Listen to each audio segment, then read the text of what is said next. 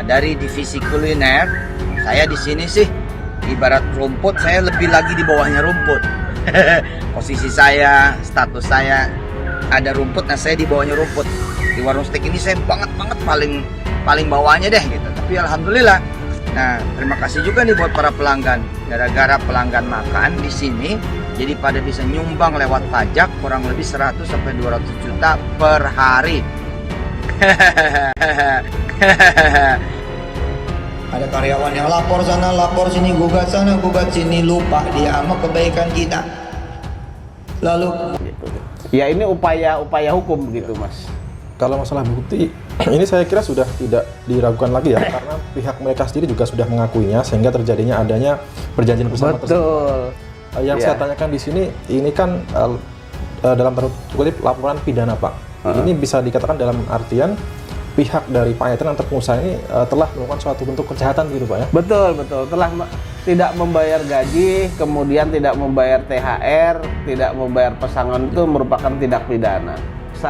Terbukti ya kan, menurut pendapat UPTD terbukti kalau mereka UPTD bisa memberikan sanksi, misalnya kalau mereka misalnya sanksi 1 kali hanya penutupan, 2 kali 1 kali misalnya hanya teguran, 2 kali misalnya penutupan sementara, 3 kali misalnya penutupan perusahaan, kan begitu ya.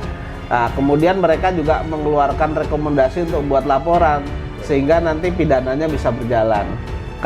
Kalau perkara pidananya kan polisi yang menangani, tapi ini memeriksa rakyat ke dewan, kemudian membawa kemakmuran. Contoh yang ada saja yang ini tidak pakai bunga, kemudian ibaratnya ini kan dana lunak, Mas. Yang JBN ini saja udah hampir 13 tahun tidak terselesaikan. Itu yang digagas Yusuf Mansur. Kemudian Paitren, delep rakaruan, ya kan? Kemudian tabung tanah, tabung A, tabung C, itu kan nggak ada semua, Mas, begitu. Belum Hotel City diklaim sebagai hotelnya sendiri. Ketika orang yang investasi minta dan lain sebagainya, dianggap tidak, mereka menganggap tidak kenal dan lain sebagainya. Ini kan suatu bukti nyata bahwa Yusuf Mansur itu tidak akan pernah peduli terhadap orang, tetapi hanya menumpuk-numpuk kekayaan untuk diri pribadi. Apapun jalannya menghalalkan segala cara begitu.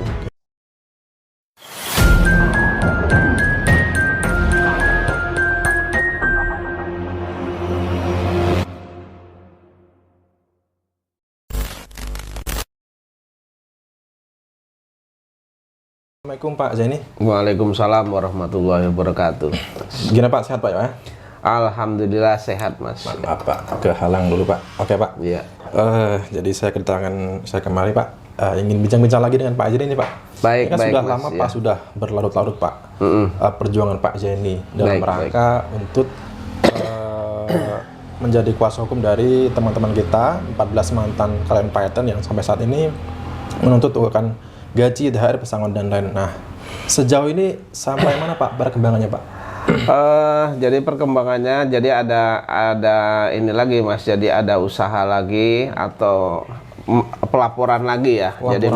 Jadi saya di samping yang perkara yang di Dinas Ketenagakerjaan, hubungan industrial Dinas Ketenagakerjaan itu kan sudah ada PB, perjanjian bersama, kemudian saya daftarkan, kemudian terakhir sudah saya ajukan permohonan eksekusi.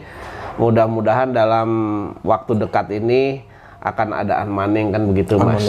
Tetapi karena masih ada saluran atau upaya yang lainnya, itu saya memasukkan kemarin pengaduan atau melaporkan PT Peritra Sentosa Internasional atau biasa yang lebih dikenal dengan Paitren itu ke UPTD. Pengawasan Ketenagakerjaan wilayah 4 Kota Bandung, Mas. Oh, oke Pak. Iya. Jadi UPTD ini bukan lanjutan dari PHI, tetapi ini adalah saluran lain atau upaya lain begitu Pak ya? Iya, jadi dari sisi bidangnya adanya ada Pak ya? Iya, jadi kalau di dalam hubungan industrial dinas ketenagakerjaan itu kan dimediasikan. Iya, betul. Tetapi ada lagi dinas ketenagakerjaan bagian pengawasan. Ini mengawasi intinya mengawasi perusahaan, mengawasi karyawan dan lain sebagainya, berkaitan dengan itulah. Oh, tapi ini masih dalam naungan Disnaker gitu Pak ya? Disnaker, betul. Oke. Nah, ini yang dilaporkan apa Pak? Yang saya laporkan itu kan kalau sesuai dengan ketentuan undang-undang itu masalah gaji itu kan normatif yang timbul karena undang-undang. Jadi ada pengusaha, kemudian ada pekerja kan begitu. Oke. Kewajiban daripada pekerja adalah bekerja sesuai dengan yang disepakati, kemudian pengusaha itu membayar gaji atau upah begitu. Nah, kenyataannya kan di dalam perkara 14 karyawan itu kan Paytren itu tidak membayar gaji, kemudian tidak membayar THR, kemudian tidak membayar pesangon. Sesuai dengan ketentuan undang-undang itu, ketika kita akan mengajukan pelaporan pidana itu kita masuk ke sini dulu, Mas. Jadi saya membuat aduan, melaporkan PT Peritrans Sentosa Internasional itu atau Paytren itu bahwa mereka terhadap klien saya ini sudah tidak membayar gaji, kemudian tidak membayar THR, tidak membayar pesangon. Nah, permintaan saya itu nanti UPTD Dinas Ketenagakerjaan wilayah 4 Bandung itu nanti akan memanggil dan memeriksa apa benar yang saya adukan ini. Nah, kalau bukti-bukti di saya kan sudah jelas, Mas. Kemarin juga sudah saya lampirkan bukti-buktinya bahwa mereka tidak bayar sampai dengan adanya perjanjian bersama, itu sudah saya lampirkan begitu. Nah, nanti itu UPTD Dinas Ketenagakerjaan itu nanti akan memanggil kemudian memeriksa apa benar yang dilaporkan ini. Kalau toh itu benar, ya nanti kalau itu benar yang saya laporkan, saya bisa membuktikan, tentu mereka akan diberi sanksi, Mas. Gitu. Akan diberi sanksi. Sanksi yang pertama adalah paling ringan itu adalah teguran. Kemudian penghentian sementara, kemudian penutupan, Mas, begitu. Penutupan. Kemudian dari hasil pemeriksaan itu biasanya akan direkomendasikan untuk membuat laporan pidana. Karena kan tidak membayar pajak ini tindak pidana, tidak membayar gaji ini kan tidak pidana, tidak membayar THR tidak pidana, tidak membayar pesangon kan tidak pidana. Jadi mereka nanti akan merekomendasikan, ada surat rekomendasi yang diberikan kepada saya untuk membuat laporan pidana. Jadi saya tinggal nyodorkan ke polisi bahwa ini loh yang sudah dilakukan gitu, Mas. Yang sudah dilakukan UPTD. Dan ini terbukti mereka tidak bayar gitu. Ya ini upaya hukum begitu, Mas. Kalau masalah bukti, ini saya kira sudah tidak diragukan lagi ya, karena pihak mereka sendiri juga sudah mengakuinya sehingga terjadinya adanya perjanjian bersama tersebut. Yang saya tanyakan di sini, ini kan dalam tanda kutip laporan pidana, Pak. Ini bisa dikatakan dalam artian pihak dari Paytren atau pengusaha ini telah melakukan suatu bentuk kejahatan gitu, Pak ya? Betul. Telah tidak membayar gaji, kemudian tidak membayar THR, tidak membayar pesangon itu merupakan tindak pidana. Oke. Gitu. Saya kira masyarakat juga sudah sudah mengikuti perjuangan Pak Jiri sejauh ini, pastinya bertanya-tanya ingin dari pihak Paytren atau pengusahanya sendiri itu ada sanksi yang konkret yang bisa diberikan kepada pihak Paytren. Nah, apakah mungkin Pak dari pihak Paytren sendiri dari jajarannya, nah ini kan dilaporkan pidananya, ataukah mungkin ada mungkin penangkapan begitu Pak, maksudnya Pak, karena ini kejahatan gitu Pak? Jadi kalau di UPTD nanti hanya mereka mengatakan bahwa ini rekomendasinya bahwa ini telah merupakan tindak pidana begitu.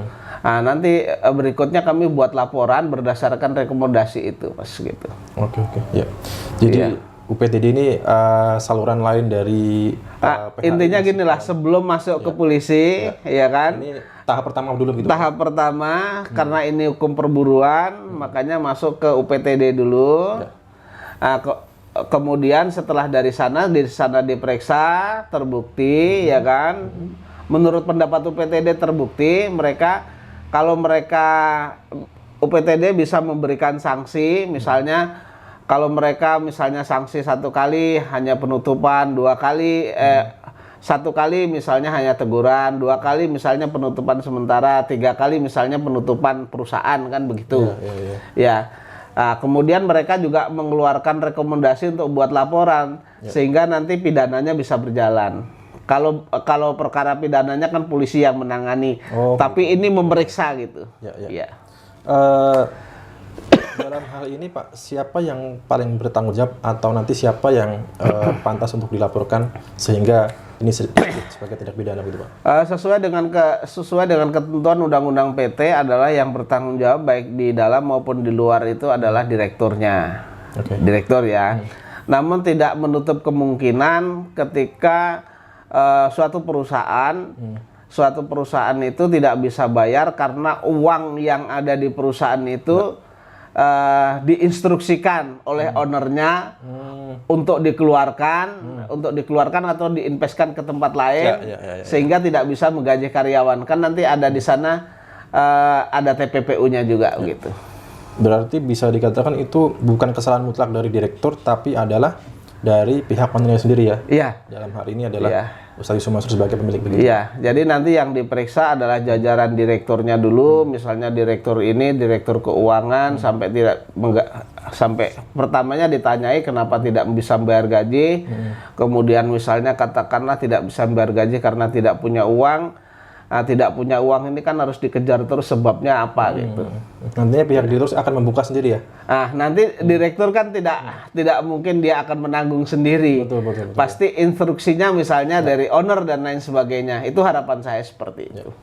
Nah kan kabarnya ini kan ada perubahan jajaran direksi Pak dari pihak PTN Pak. Nah, ini gimana nih Pak? Oh nggak masalah kan laporan ini kan berkaitan dengan perusahaan. Jadi sekalipun itu diganti direkturnya beberapa kali nggak masalah. Justru nanti kalau misalnya direktur yang sekarang misalnya nggak tahu menahu kan UPTD bisa masuk ke dalam. Iya, bisa masuk ke dalam. Ini UPTD tahap pertama sebelum melakukan upaya dari segi tindak pidana Pak. Kalau untuk PHI-nya Pak, kan kemarin juga Pak Jeni juga menyebutkan adanya nanti unmanning atau teguran ini Pak, apakah sudah dilakukan itu Pak? Dalam waktu dekat ini Mas, mungkin ya dalam minggu-minggu ini kemungkinan besar karena kemarin kan sudah saya cek, kemudian mereka bilang 1 minggu sampai 2 minggu, ini kan sudah 1 minggu, ya mungkin kira-kira paling lama minggu ini sudah ada teguran Mas. Sudah ada teguran, biasanya keluarnya adalah surat teguran, kemudian disuruh datang tanggal berapa. Insya Allah nanti akan saya cek lagi dalam minggu-minggu ini. Iya Pak. Iya. Nanti kalau sudah ada berita nanti saya kabarin Mas. Biasanya saya juga bisa mendapat relasnya itu. Iya. Kalau untuk UPTD sendiri ini Pak, ini nantinya akan memakan waktu berapa lama lagi nih Pak? Begini, tergantung nanti dari pemeriksaan UPTD itu terhadap perusahaan itu. Kan rumit atau tidak, kita tidak tahu nih. Kan bisa saja misalnya dipanggil 1 kali nggak datang, 2 kali, tapi kan nanti ada upaya-upaya yang dilakukan UPTD gitu. Nah, kalau nanti misalnya yang diperiksa hanya 1-2 ya tidak memakan waktu lama. Tetapi ketika nanti yang diperiksa ini banyak, misalnya dari direktur sendiri mengatakan misalnya direktur yang sekarang, saya tidak tahu karena saya pengganti kan. Tentu direktur yang lama tentu akan dipanggil kan. Nah, dari direktur yang lama itu misalnya mengatakan misalnya, Pak ini kami tidak bisa bayar karena tidak ada uang. Kan ditanya sebabnya apa kan gitu. Nah, nanti kan diperiksa juga pembukuannya Mas. Harapan saya seperti itu. Jadi ini juga tergantung dari sikap dari pihak mereka ya. Ada etikat baik atau tidak ya untuk mengikuti prosedur ini. Kan sebenarnya gampang itu Mas. Sebenarnya untuk menyelidiki itu, kemudian untuk menyidik itu gampang. Karena kan ada dana yang dihimpun dari masyarakat, kemudian dananya digunakan kemana kan jelas. Iya, iya, iya. Sebagai bocoran saja sesuai dengan berkas yang ada sama saya itu, ya sesuai dengan berkas yang ada sama saya, kemudian dikirim ke saya tidak tahu pengirimnya, dan itu saya baca. Dana dari PayTrend ini kan ada yang dipergunakan untuk kepentingan yang lain di luar PayTrend gitu, untuk berinvestasi di tempat lain. Mudah-mudahan nanti UPTD pengawasan Dinas Ketenagakerjaan sampai sana gitu. Ya. Itu bukti valid dan bisa dipertanggungjawabkan ya Pak ya? Bisa dipertanggungjawabkan. Jadi saya mengajukan ke UPTD itu karena alat buktinya cukup, ya kan? Nah, tinggal arahan dari UPTD karena mereka yang punya kewenangan untuk mengawasi. Ya. Tentu mereka bisa mencari kemana penyelewengan itu. Apa sebabnya karyawan tidak dibayar dan lain sebagainya itu. Ya, oke. Sebenarnya tidak terlalu sulit sih itu Mas Ya. Haji. Oke, ya. Iya. Oke Pak Jeni, karena memang ini kan sudah berlarut-larut, berjalan cukup panjang juga Pak perjuangan Pak Jeni, hampir 2 tahun Pak ya. Iya. Nah, ini kan kenapa dengan bukti sejelas itu ya belum ada pertanggungjawaban dari PayTrend, pihak-pihak PayTrend, atau mungkin sanksi yang bisa diberikan kepada pihak PayTrend supaya bisa memberikan kewajibannya ya, menunaikan kewajibannya, yakni memenuhi tunggakan gaji, THR, pesangon dan lain kepada mantan karyawan tersebut Pak. Yeah. Nah, kalau saya lihat Pak, akhir-akhir ini kan sejauh ini bahkan ini pihak ownernya sendiri Pak Ustadz Yusuf Mansur sendiri kan terlihat santai-santai aja Pak. Nah ini gimana Pak ya? Mungkin kelihatannya mungkin kita lihat santai. Tetapi saya yakin yang namanya manusia kalau mereka tertimpa banyak masalah, banyak musibah, tentu mereka akan gundah dan gulana. Bisa-bisa kalau orang Jawa itu nanti bahasanya begini. Mereka mungkin seolah-olah santai tapi ngenes gitu loh Mas. Ngenes itu apa kalau bahasa Jawanya? Makan hati lah begitu. Karena kan perkaranya di mana-mana. Dan ada perkara yang lain juga yang memberikan kuasa kepada saya, yaitu Ibu Ilis Siti Rohmah. Itu sudah saya somasi hari ini terakhir. Kalau mereka enggak, besok sudah saya layangkan somasi lagi.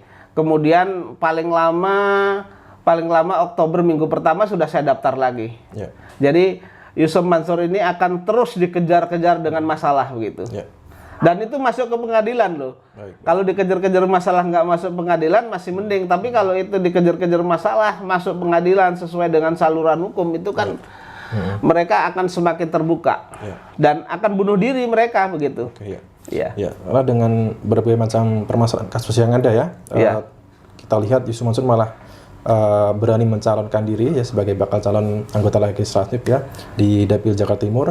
Tentunya kan itu memakan butuh biaya yang cukup besar juga Pak. Yang seharusnya biaya itu digunakan untuk membayar hak-hak mantan karyawan ini justru digunakan untuk mungkin kampanye dan lain begitu Pak. Nah ini gimana Pak? Kalau saya menanggapi bahwa masuknya Yusuf Mansur sebagai bacalek ini, saya malah bersyukur Mas. Bersyukur gimana nih? Jadi begini, masuknya Yusuf Mansur sebagai bacalek, bukan bacalek yang sudah masuk sebagai caleg ya. Jadi masuknya sebagai caleg, kemudian mereka akan menjadi legislator. Ini saya malah bersyukur bahwa Yusuf Mansur itu akan masuk jebakannya sendiri gitu. Artinya saya berkeyakinan dengan kondisi Yusuf Mansur saat ini, ketika mereka mencalonkan, sudah bukan rahasia umum ketika mencalonkan menjadi anggota dewan itu kan tentu mengeluarkan biaya yang cukup banyak. Betul. Biar Yusuf Mansur keluar dana dulu cukup banyak gitu Mas.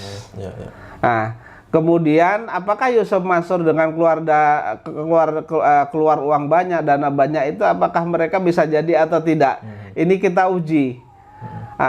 Kita uji. Kalau Yusuf Mansur masih ada orang yang senang sama Yusuf Mansur, tentu mereka akan jadi. Tetapi ketika orang sudah tidak senang dengan Yusuf Mansur, tentu ini tidak jadi. Dan kita bisa menguji juga, bisa ngelihat Yusuf Mansur ini apakah doanya itu makbul atau tidak, begitu kan? Nah, kalau mereka nantinya menjadi anggota dewan, tentu kita anggap doanya makbul lah begitu. Tetapi ketika tidak jadi, doanya tidak makbul dan selama ini hanya berbohong saja begitu. Baik, baik, ya. Iya. Oke, Pak Jeni, karena Jadi akan malu sendiri Mas nanti. jadi dari berbagai macam bukti yang ada, berbagai macam korban-korban yang saat ini sudah bersuara, saya kira ini tentunya patut menjadi pertimbangan bagi calon pemilih ya. Untuk Iya betul, itu menjadi 100% bahan pertimbangan. Bahkan 1000 Mas kalau perlu. Karena kalau sampai Ustadz ini terpilih ya, saya terpilih, jangan sampai nantinya akan terkesan jadi kebal hukum gitu loh Pak. Iya. Jadi jangankan Yusuf Mansur itu mewakili masyarakat, menyuarakan aspirasi masyarakat di dewan, ya kan? Jangan berharap lah Yusuf Mansur akan menyuarakan aspirasi rakyat ke dewan, kemudian membawa kemakmuran. Ya. Contoh yang ada saja, yang ini tidak pakai bunga, kemudian ibaratnya ini kan dana lunak Mas, yang JBN ini saja udah hampir 13 tahun tidak terselesaikan. Itu yang digagas Yusuf Mansur. Kemudian Paitren, delep rakaruan, ya kan? Kemudian tabung tanah, tabung A, tabung C, itu kan nggak ada semua Mas begitu. Belum Hotel City diklaim sebagai hotelnya sendiri. Ketika orang yang investasi minta dan lain sebagainya, dianggap tidak, mereka menganggap tidak kenal dan lain sebagainya. Ini kan suatu bukti nyata bahwa Yusuf Mansur itu tidak akan pernah peduli terhadap orang, tetapi hanya menumpuk-numpuk kekayaan untuk diri pribadi. Apapun jalannya menghalalkan segala cara begitu. Oke. Iya. Baik Pak Jeni. Pak Jeni mungkin sebagai penutup Pak, ini terkait dengan upaya Pak Jeni melalui UPTD ini Pak, ini harapannya gimana Pak? Nanti kita tunggu karena ini suratnya kan baru saya masukkan tertanggal 18 kemarin Mas. Baik. Saya masukkan tertanggal 18 kemarin, kita tunggu minimal 2 minggu ke depan. Kalau 2 minggu ke depan kita tunggu sampai 3 minggu tidak ada, nanti akan saya telusuri lagi. Akan saya tanya suratnya sampai kemana, terus kemudian tindak lanjutnya apa begitu, perkembangannya bagaimana Mas. Oke, baik Pak. Terima kasih Pak. Cukup Pak. Cukup. Ya, baik teman-teman, itu tadi ya. Mungkin patutnya kita semua teman-teman turut menyemangati Pak Jeni, berdoa untuk Pak Jeni ya, sampai saat ini terus berjuang untuk dirinya sendiri dan juga teman-teman mantan karyawan lain dan juga para investor. Bahkan berbagai macam upaya pun tetap dicoba begitu Pak ya. Dan semoga ini sebatas itu ada mekanisme hukumnya akan kami coba. Baik. Cuman kadang-kadang memang tidak bisa bersamaan, kan ini harus ini dulu, kemudian ini dapat bukti lengkap, kemudian kita masukkan ini sebagai alat bukti juga. Perjanjian bersama itu kan sudah sebagai alat bukti bahwa mereka secara langsung mengakui memang benar ada kekurangan kan begitu. Baik ini. Baik Pak Jeni, terima kasih Pak Jeni atas waktunya dan juga jamuan cemilannya juga malam ini Pak. Teman-teman, itu saja perbincangan saya dengan Pak Jeni. Semoga bermanfaat. Saya dan Pak Jeni dari Kota Wisata Cibubur mengucapkan terima kasih atas perhatian teman-teman sejauh ini. Saya ucapkan wassalamualaikum warahmatullahi wabarakatuh.